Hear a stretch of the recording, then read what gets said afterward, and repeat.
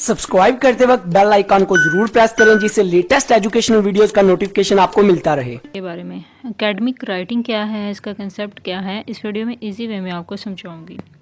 Diana रॉड्रिगज़ जो कि एक डिज़ाइनर है, इसका कहना है कि एकेडमिक राइटिंग का बुनियादी मकसद ख़याल और मालूमात को वासिया और जामिया अंदाज में पेश करना है, यानी क्लियरली और अंडरस्टैंडेबल अंदाज में हो।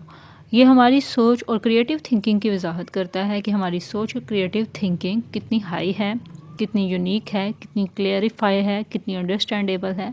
इस तहरीर का मकसद वाज़िह तौर पे ये है कि पढ़ने वाले को आपकी बात क्लियर हो सके, यानी आपकी जो एकेडमिक राइटिंग है वो अंडरस्टैंडेबल हो।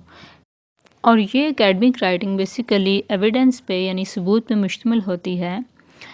ये कंसाइज और फोकस्ड होनी चाहिए। इसकी फॉर्मल टोन और स्टाइल होता है, यानी रस्मी टोन और अंदाज़ और लहजा हो, और ये कॉम्प्लिकेटेड ना हो, यानी पढ़ने वाले को वाज़िह तौर पे समझ आ सके, और ना ही इसमें लंबे जुमले और मुश्किल अल्फाज का इस्तेमाल हो।